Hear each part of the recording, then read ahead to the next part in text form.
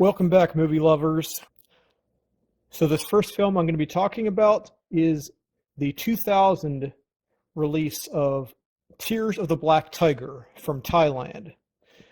This was originally supposed to be the last review in my non-Western Westerns review series, but just didn't feel I had the time to give it a proper discussion at the time or a proper edited review.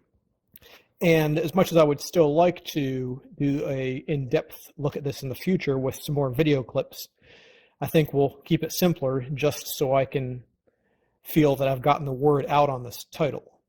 This has been a long-time favorite of mine. I'm pretty sure I pre-ordered the UK release on DVD back in college. It was 2000, 2001, after I read an initial cinema review from kfccinema.com. And the UK release is the only copy I had for about 8 years. It was a slimmed down international cut. It's missing a significant amount of footage that shows up in the Thai cut. As far as I can tell, the Thai release, which I don't have on DVD, is the same edit as the US release, which came out in 2008, 2009 from Magnolia Cinema, and that one is the full unedited version.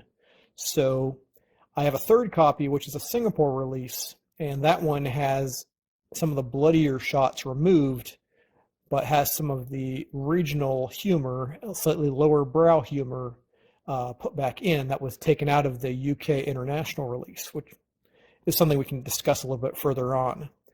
But this is a very unique film, especially for coming out in 2000. This was about 3 years before Ong Bak broke onto the scene and Tony Jaa became an international superstar. This was at the very forefront of the Southeast Asian movie renaissance. At the very beginning, there has been a couple other Thai films that came out before this, but this was the first one that caught my eye. Excuse me, I know I'm going to be butchering a few of these names, so I apologize in advance.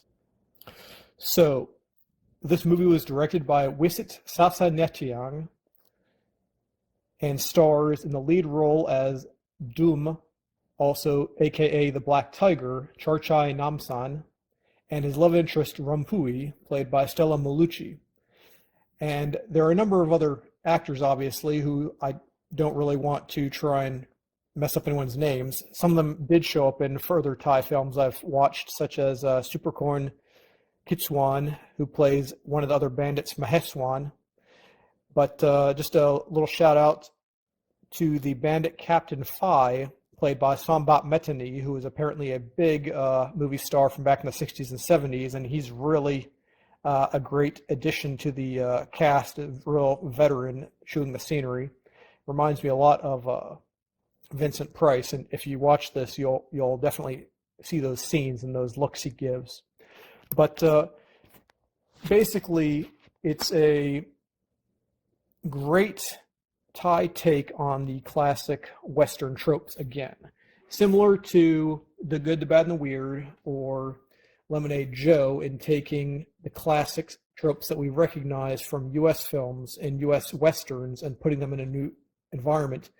This one, again, takes things that are straight up U.S. influences. I mean, the costumes for the cowboys and the bandits are straight copies, or straight copy and paste from a U.S. film. But then, and so are most of the weapons. Although, as you get through, and you'll see in the trailer, there are a lot of anachronistic weapons as well: machine guns, rocket launchers, grenades. So it's a really fun movie because it's taking these tropes from the 1870s, 1880s, or you could say the Mexican Revolution, as Sergio Leone portrayed it in Duck You Sucker, with some slightly more modern weapons, but also putting it into a 50s or 60s era with the types of cars and other vehicles, and the law rocket launchers, for instance. And it's really just a mishmash of all sorts of tropes and periods, but it works so well.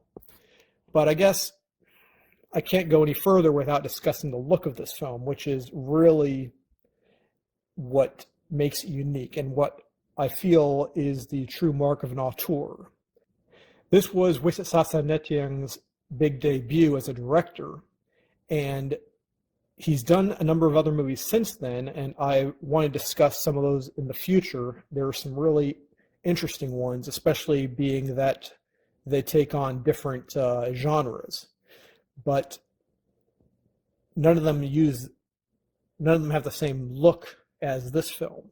And I think obviously there's a very retro element here. He's definitely wanting to incorporate elements of classic Thai filmmaking, but in that he also goes far beyond the traditions. You'll have, the first thing you'll notice is obviously the colors are super saturated in virtually every scene. It's not just picking out one color, but almost every color is exaggerated. The choice of the color saturation is very unique, and I haven't seen another film that looks like this at all. And at the same time, you also have a lot of other distinct choices made by the director visually.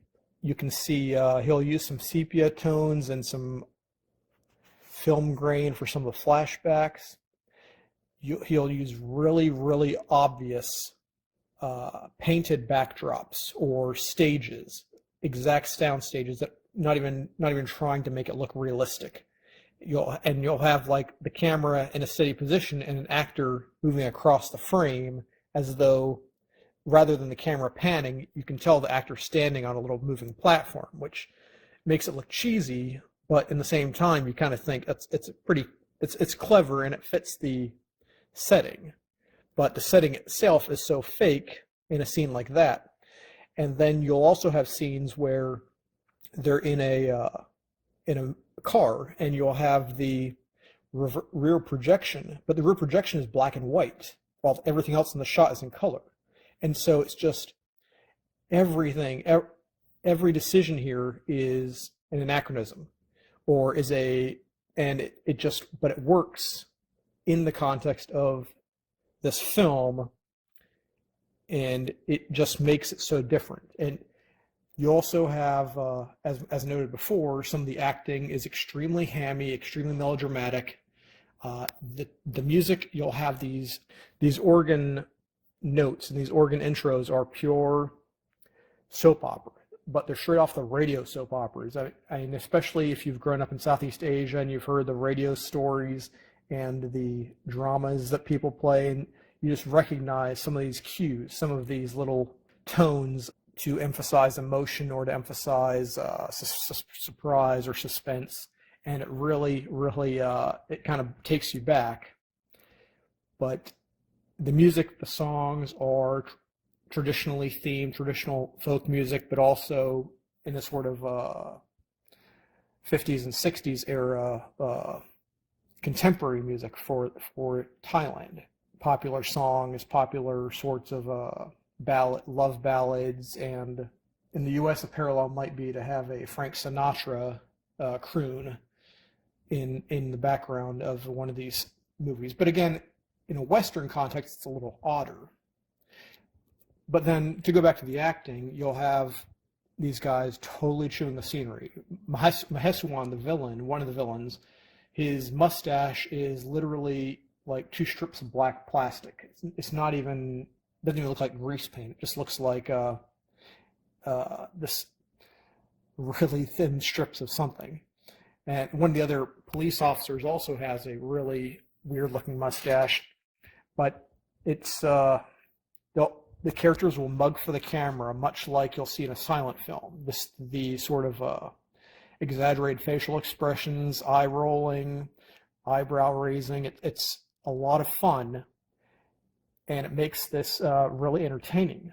But then you have to go one step further, because in the midst of all this, the shootouts, because this is a Western, this is a cowboy flick, the shootouts wind up being incredibly graphic. I mean, you have people getting blown up with rocket launchers, you have people getting shot through the head, their head exploding when they get hit with bullets. It's massive blood gouts, some of that which I think are a lot of squibs involved, but it is extremely over the top, and it's again a contrast to the tone of the rest of the movie and the visual effects, especially with the oversaturated reds and greens and purples and pinks and everything else. It really stands out. And this is a movie, again, much like Kala by Joko Anwar, deserves to be seen in a remastered HD version. As far as I can tell, I haven't paid to stream it on Amazon Prime, but I'm guessing it's not a HD release from what I can see on the Prime page. That said, I still think this is worth a watch. The aesthetics are amazing. It's very entertaining. There might be a couple slow moments if you don't care much for the melodrama, but the characterizations just have a very interesting feel to it when you're watching a sort of retro vintage Western remake set in Thailand with weapons from the Vietnam War era or World War II or 1870s, and all mixed in one piece, and jeeps and horseback riders next to each other, and it's just a whole lot of fun. And I literally have not seen a single other movie like it yet. So I own this on 3 different DVD copies. I was fortunate to catch a screening in the Smithsonian back in 2008, but it wasn't a real big screening. It was just a small auditorium as part of a film festival. But I cannot recommend this movie enough, and I hope to discuss a few more movies by Wisit Sasanatieng in the future. But in the meantime, please do yourself a favor and look this one up. I do not think you will regret it one bit. That's it for now. Lieutenant Commander Fish, signing off.